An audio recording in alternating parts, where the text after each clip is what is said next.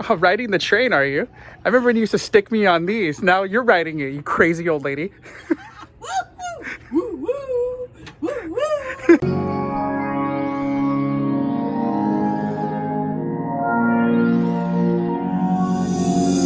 Jump aboard our rainbow train as the train launches forward and away.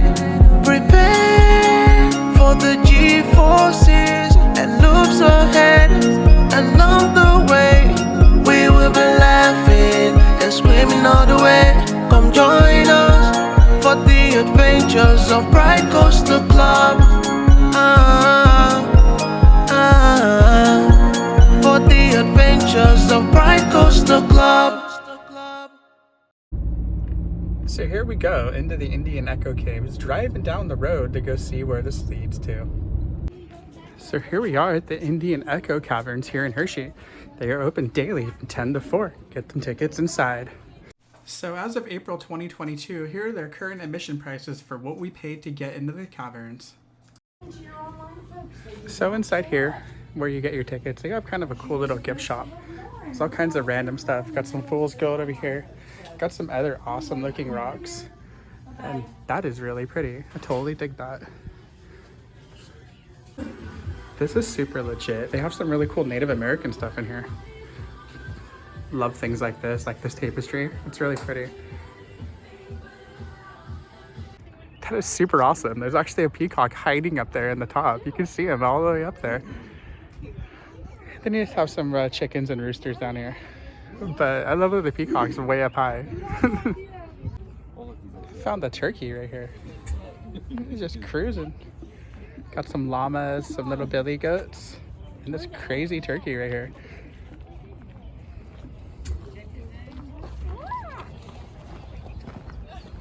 He's just searching for his next little snack. He just wants some chocolate like everybody else in Hershey. It's kind of a cool little picnic area with that. They have a little playground over there at the mini rock wall. Another train. Just hope I don't find my mom trying to run on top of that one too. That's kind of cool. They have this bat drawing. Find them at Hershey Park. And you know, they say in Hershey Park in the dark's gonna get spookier this year. Can't wait to see what happens with that. I will be your guide. Now there are a few simple rules. Coming out of the porch.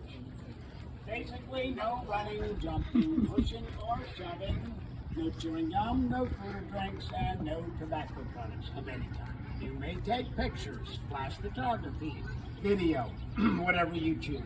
I just ask you to do that when I'm speaking, so when we do go room to room, we do it as a group. It is important we stay together as we go from one room to the next. Our number one most important rule, we do ask that you please do not touch the formations. We have what's known as a living cavern. It is still growing. Water flows over the formation, depositing its minerals. That's what creates the formations. If we touch them, the oil on our hands could remain on the formation, causing that water to repel and not deposit its minerals, and that portion of the formation could then stop growing. For letter I, the reference for you to give you an idea where we're going to be in our journey underground today. And there's a bench inside the caverns. You can put that bottle of water. You don't have peacock cage, that very large tree with the white branches. We will also be out under that tree. Just to give you a couple points of reference as to where we'll be in our journey underground today. Now, we are going down them 71 steps. They are nice, even, comfortable steps. There just happens to be a whole lot of them. We don't know who discovered them, but the Indians unfortunately passed on, and by the 1690s, the Susquehannock Indians as a tribe had ceased to exist. They did have an encampment or village. They lived in directly across from here. Now, the early settlers, they used the creeks and rivers for navigation, and transportation. So they would have been up and down here, and it is very hard to miss. When you see the opening, you can see how large it is. Now, it would have been very hard for them to have missed it. 1929 is when the very first tour group like us went through. That was not a good year to start a business. 1929, they did well. 1930, the Great Depression hit. Everything came to a screeching halt, and eventually, a bank had taken over the property. Well, then in 1942, the present owners purchased the property from the bank, and they've been given tours ever since. We have a group coming out. The original owner of the caverns was a civil engineer. He leveled everything off real nice here and all throughout the cavern so we would have a smooth surface to walk on. There are some passages in here he widened a little. There are other ones he created entirely so he could take tours into that area. And throughout the course of time, they installed hundreds of lights. I will give you an example what the early explorers would have encountered, and you'll get a great appreciation for them lights. Now, the Indians were the Susquehannock Indians. They lived directly across the creek from here. And this creek actually flows about 6 miles south from here and empties into the Susquehanna River, which gets its name from the Susquehannock Indians. That's who lived here. And we're not sure how much they may have used the caverns because they were very superstitious. They would have been afraid of the dark or what may have been back around the corner. But we are certain they were aware of them because, as I said, it was a very large opening in the hillside. It would have been almost impossible for them to have missed it. That and the fact there were artifacts found on the property, so they knew the caverns were here. So very carefully follow me, watch your step. See, well, I know we're here in Hershey, but that doesn't mean I eat chocolate. Indian Echo Caverns. Now, as far as the Indians, we don't think they went much further in the entrance. They were very superstitious. Echo, technically there is no echo. Your voice does bounce off the walls, but you're not going to hear that hello, hello type echo. Cave cavern. A cavern is a single room. You can see the entrance from anywhere in that room. A cave is a single room. You can see the entrance from anywhere in that one room. A cavern is more than one room. So carefully watch your step there. We'll go through this gate on the right. I will collect your tickets right here. Very carefully watch your step if you can join them. You do not want to go any further than they are. They can line up right behind them. This is so cool. It's so pretty in here.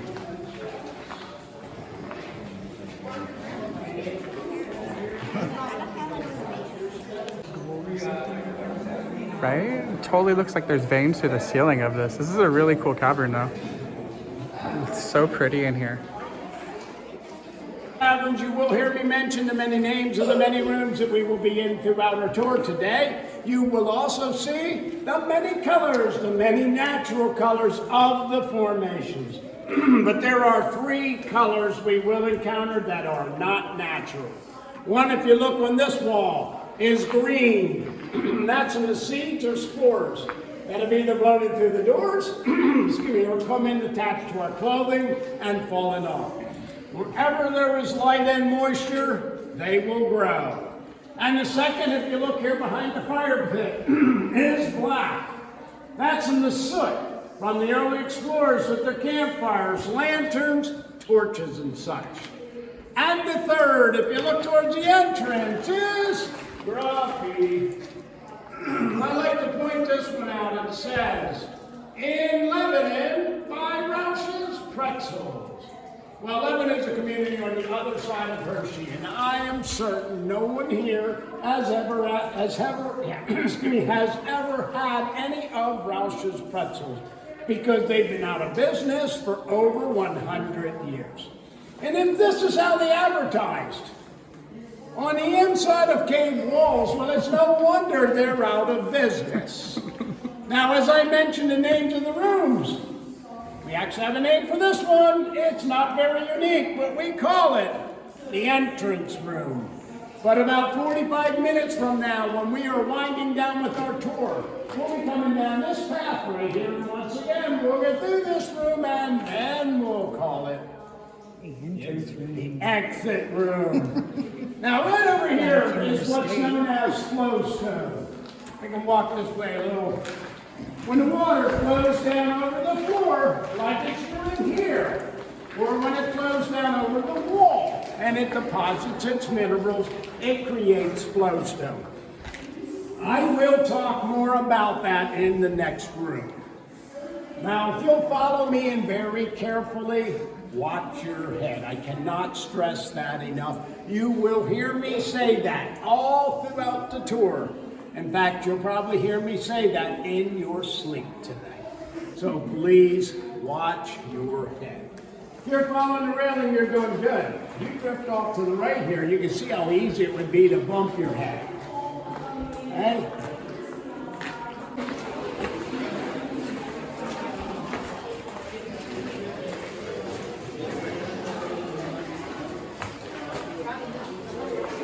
To go out across the floor. That was broken out and gravel put down so that we comfortably could walk through here. You can see just how uneven and uncomfortable it would have been walking on a floor such as that. Mites. They are the formations that grow from the floor up. Now they don't grow out of the floor. The water drips from the ceiling onto the floor and deposits its minerals, and they grow taller. And if you look up there on the ceiling, these little white formations are soda straw stalactites because they're hollow, thus the name straws. The water flows down inside the straw and drips off the bottom, and they grow longer. Now, a very easy way to remember the difference between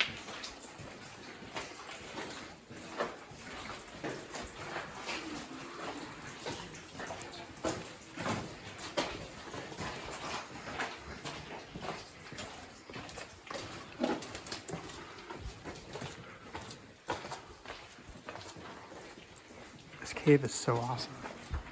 Seriously.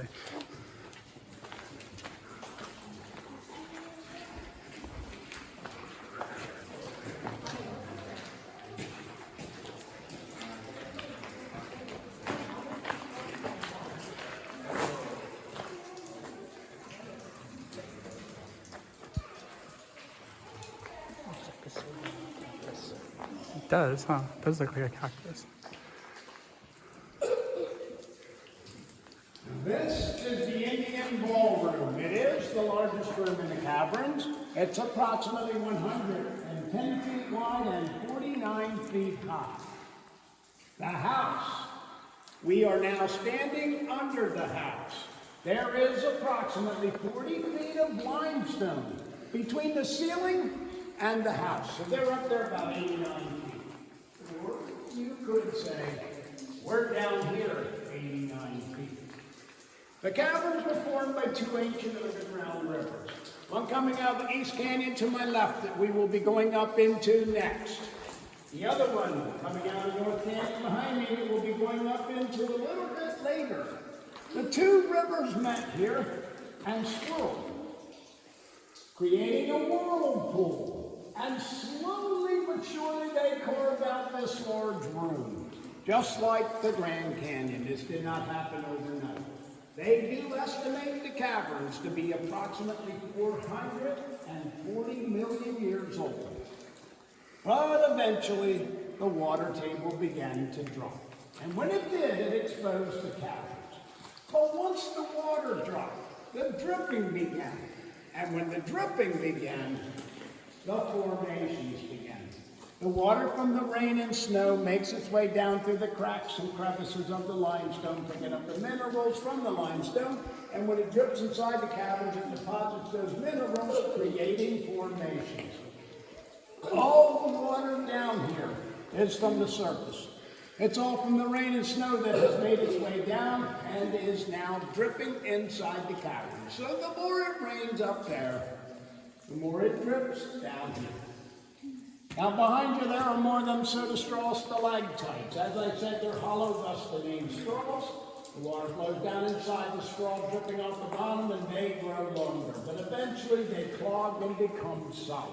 And the water will then flow down over the outside, and they will grow larger.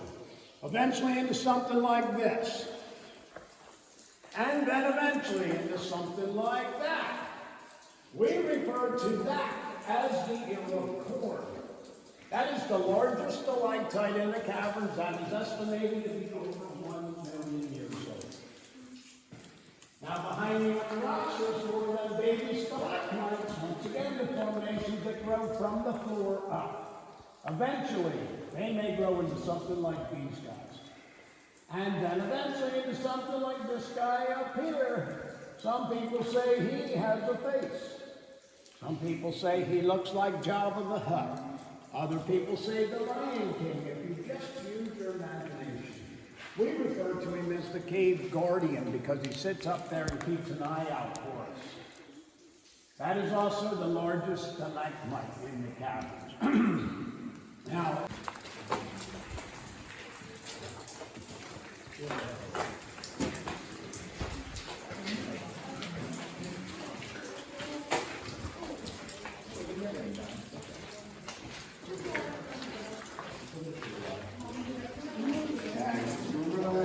out there.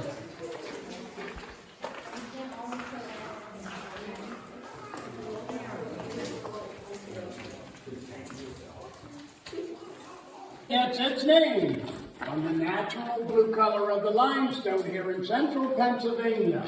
If you'll notice, there are no formations.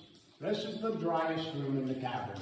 And as I mentioned out in the Indian ballroom, the water makes its way through the cracks and crevices, picking up the minerals, dripping inside, depositing the minerals, creating formations. No water, no minerals, no formations. Now, speaking of water, did anyone get dripped on? Well, that is not a bad thing, because down here we have a saying, if water drips on your head, you get 1 year of good luck. And if it drips on your nose, you get 5 years of good luck. And if it drips on you anywhere else, you get wet.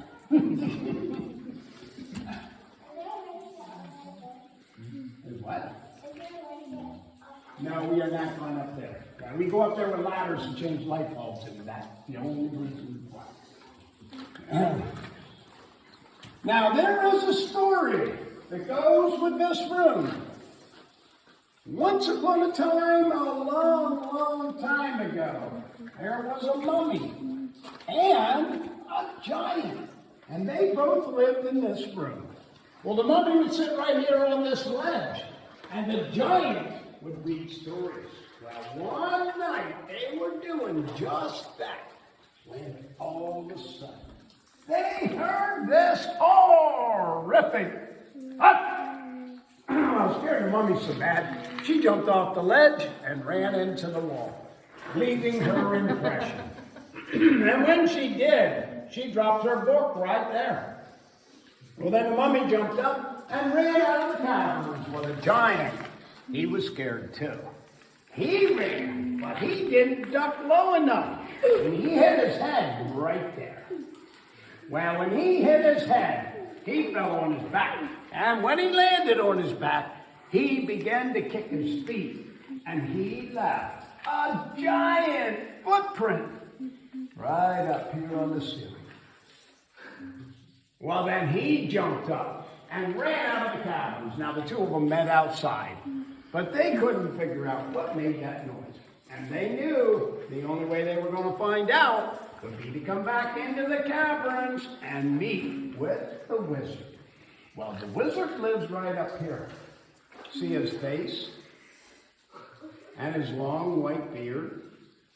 Well, the wizard said, don't be silly, guys. You know you live down here in the caverns with a friendly dragon. And he lives right here. There's his eye and his mouth with his sharp teeth and his long pointy tongue and his neck. And up here's his wings. And then underneath, there's his talons or his claws.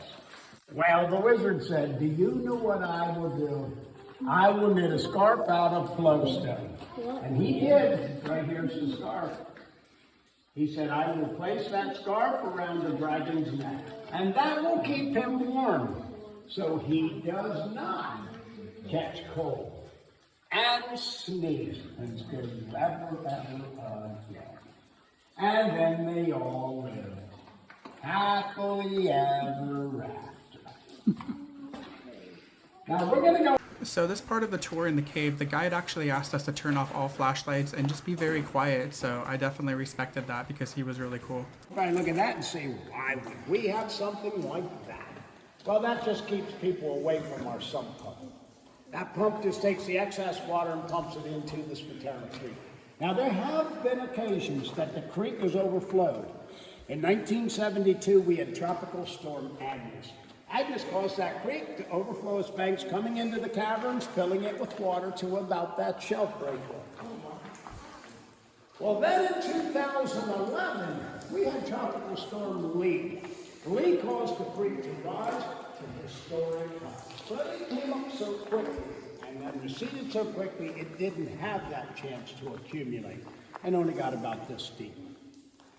Now, up here, this is what we like to call the wall of imagination. If you look up there and use your imagination, it's kind of like looking at clouds. Has anyone here? And below that, we have an owl perched right here. And below the owl is a pair of lovebirds, or a salt and pepper shaker. And there's a whole tree of jellyfish or mushrooms. We also have an elephant, or a woolly mammoth. There's his eye and his trunk.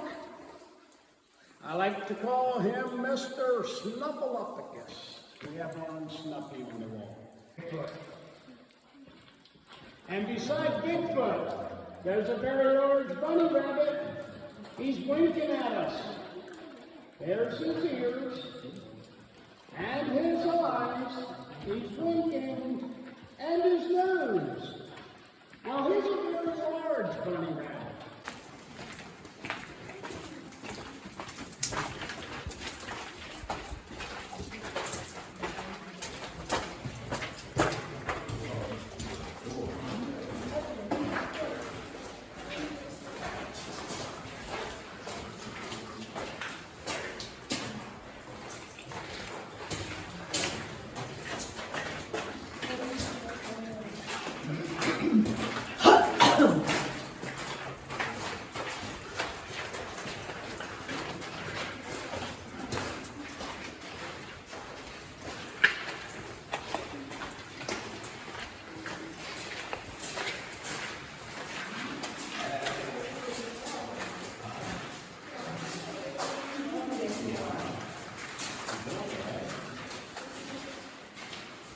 Room it is, the most colorful room in the caverns. It's also the tallest at 79 feet high. That teepee. We are now standing under the teepee. The green I pointed out in the entrance, if you look up around the lights, you'll see a lot more of that, of course, because there is a lot more light and a lot more moisture. Now that you've had that chance to experience total darkness, now you understand why green is not natural in the caverns. Had we not installed these lights, nothing would grow in total darkness. There's also more graffiti. Back here, there's just a few initials carved in the wall. Over here, we have a 49. We knew that to be 1849. And to the right of that is an 1876 with the person's name carved under it. Now, when the early explorers first came in here, that path we walked in on, that ended right here. All of this had to be broken out so they could extend that path into this room. That way, they could bring tours back here.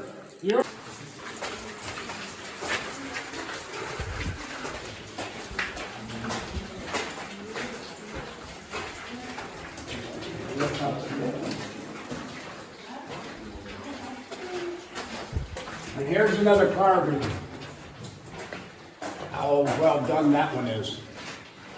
Up above this archway, there's another carving from 1858.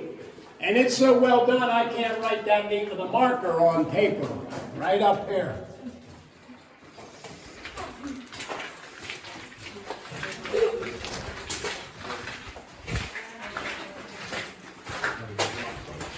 And of course, more red lights. So very carefully watch your head. Don't let these puddles get you in trouble.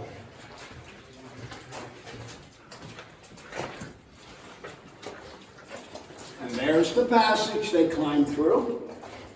That takes you out over the top of Crystal Lake.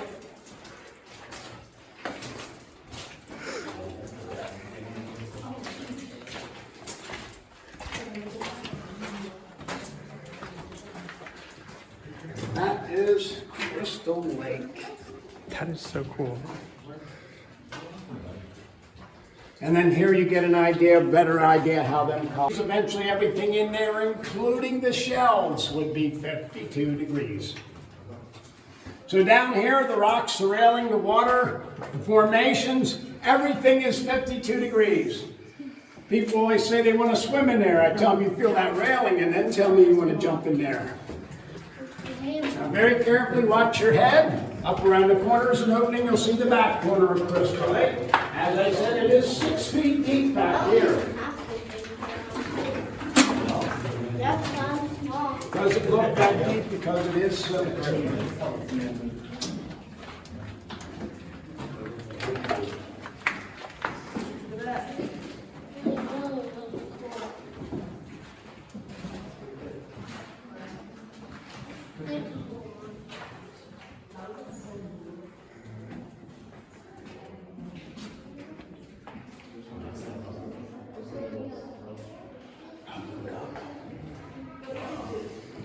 Weddings performed in here in the past. They still do weddings in the caverns, but more often than not, they take place out in the Indian ballroom. Now up here, we call this the Alpine Honeymoon Ski Slope. Now that sparkles and glistens. Now it is wet. When it is dry, it really sparkles and glistens like snowflakes in the bright sunshine. And to the right of that is the pipe organ. And to the right of that, there's the other end of that passage. That's where they came out at. Well, now you can look at this room and understand why they went through the effort to create that tunnel so they could bring people back here to see this. Right here beside me, we have a 16-layer wedding cake. The body of water we're standing over is Wedding Lake. Wedding Lake and Crystal Lake are two separate bodies of water. Wedding Lake right there in the middle is about 8, well it is right now, it's 8 feet deep. And Crystal Lake on that back opening is 6 feet deep. A little bit deeper and it'll start running over and down over the stairs. It will create a little stream going out the North Canyon. We are now standing approximately 120 feet below that tree in the parking lot. This is the end of the North Canyon. There is a very small opening here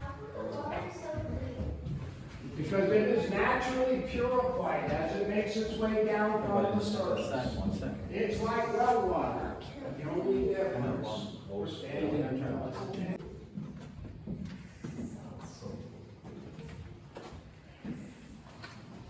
around them red lights. Don't let them cover me.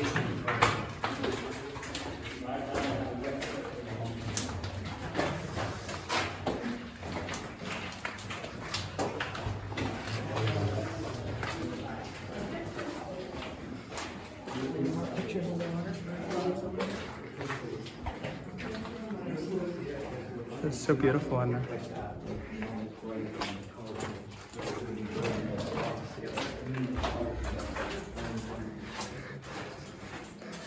This is like a guided urbex tour. I love it. Red light. Hey, we're in the red light district, guys. Couldn't resist on that one. We all know what the red light district is, right? Oh wait, I'm supposed to keep this PG.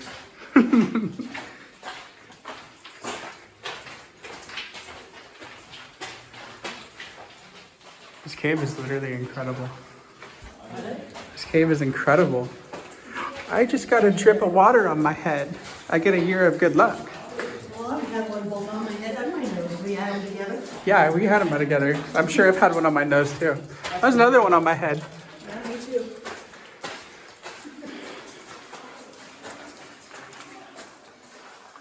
This cave is so legit in so many ways. This is up there with some of the coolest caves I've been in a long time.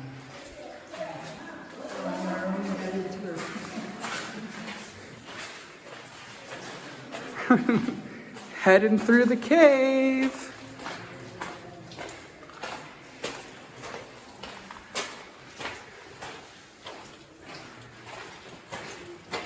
I see the red light again. We must be entering the red light district.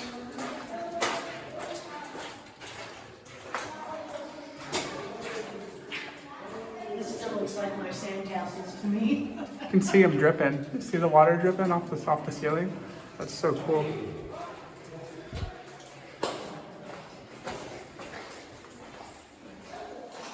This is a really cool little area right here. This is the Oh, it's all like covered up. Dog shit drip.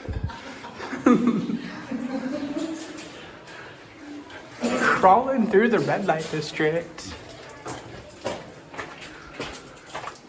And we are back in the ballroom. This is so legit in here. Love this. That's where we came from. And here's back in here, into the ballroom.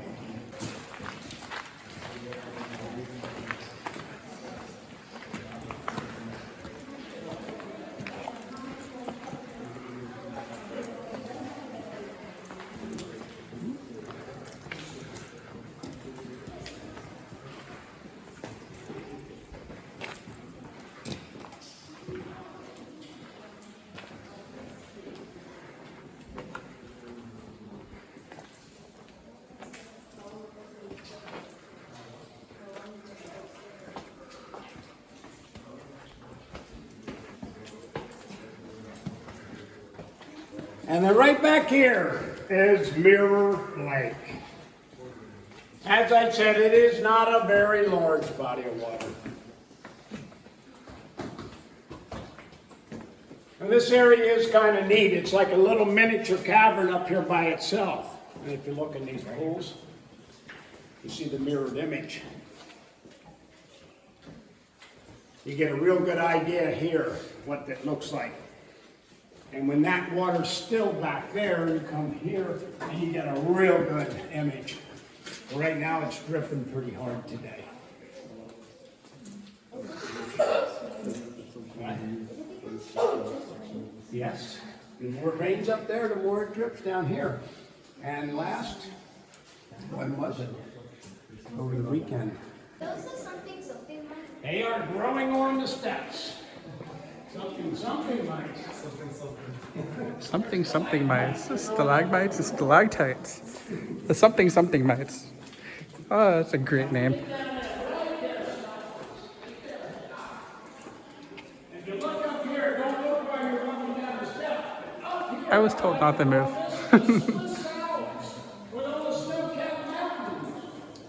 This is such another cool cavern in here. You think the Grinch is still Christmas up there somewhere? Maybe it's named for a gentleman by the name of William Wilson. William Angus Wilson. He was I love that they have lights all over in here. Pennsylvania hermit. Now he had some very dramatic events take place in his life, which caused him to withdraw from society and live the rest of his life by himself. He was originally from the Philadelphia area. That's where these events took place back in the late 1700s. Well, after these very traumatic events, William Wilson withdrew from society, roamed the countryside for several years, eventually making his way from the Philadelphia area up to here. He discovered the caverns. We think the local people helped point them out to him, but he made this one his home for the last 19 years of his life. He lived in here from 1802 until 1821. He had a bed and straw he slept in up on that shelf. He also had a rope ladder he hooked to that stalagmite that he could lower down over the side that he would use to climb up and down to get in and out of bed with. Back then the floor was flowstone that used to come out across here, and just like today, it would have been wet. That and being so close to the entrance and fear of an animal or possibly another person coming in while he was asleep, he chose to sleep up there. That way he was safe and he was dry. Now he built fires. You can see the soot. He did not build large fires. It would have been impossible to heat a room this size. That he would have just smoked himself. He only built fires large enough to cook on, but he did this for 19 years. And you can see, 19 years worth of soot built up on the formations all throughout this room from his fires. Well, he did jobs for the farmer directly across the creek from here. He would do jobs for him in exchange for provisions, like clothing, food he couldn't grow for himself out front here, and things of that nature. One day he was supposed to do a job, and he didn't show up. That's when the farmer came and checked on him and discovered that Mr. Wilson had passed away. But that's when we discovered that he kept a very distinct journal for the 19 years he lived here. That's how we know so much about him. That journal is now housed in the Pennsylvania State Library in Harrisburg. Now, they normally do have copies for sale, but they are sold out. But if you look on Google, you want William Wilson or the Pennsylvania Hermit, you will get that entire story. And if you get a chance to read it, you will see just how traumatic that chain of events were that caused him to become a hermit in the first place. Yeah. I hope everyone enjoyed your tour. I'm going to turn the lights out and we'll head over into what room? Exit room. What room? You'll hear that in your sleep. There's no red light district over here, so that's a bummer. On the way out, I'd rather swim. Let's go jump in the water over there, other than conquering all these steps to get back up. That's okay though. Let's go have some fun. Still going up the steps. This is almost as bad as the steps at Busch Gardens Williamsburg. The ones at Busch Gardens Williamsburg are pretty gnarly too. So I didn't film this section of the tour, but they said that they actually found all of these coins right here in the cave inside this little box. So I had to come back up here and film that because I thought that was really cool. I mean, look at all these different coins. They're all like from all over the world. This is totally amazing. This is kind of cool. They let you do a gemstone panning here. So like you can go inside and like buy a bag and it has all the gems in it. And then you come over here next to this cool looking miner dude. He's just kicking it. I love his safety pin in his hat. That's so legit. And then like they have you pan for it right over here. Kind of like how they do at Knott's Berry Farm, but actually have like real gold for that one. So let's check out the little bit of water that's cruising on down as they're panning for gold right over there. Super cool little thing right here, for sure. Well guys, I hope you enjoyed the video of the caves. Please be sure to like, comment, and subscribe to the channel. And like I said, you never know what random place I'll visit next. Maybe a cave, maybe another park, maybe an abandoned building. You never know. But please be sure to like, comment, and subscribe. Have a great day.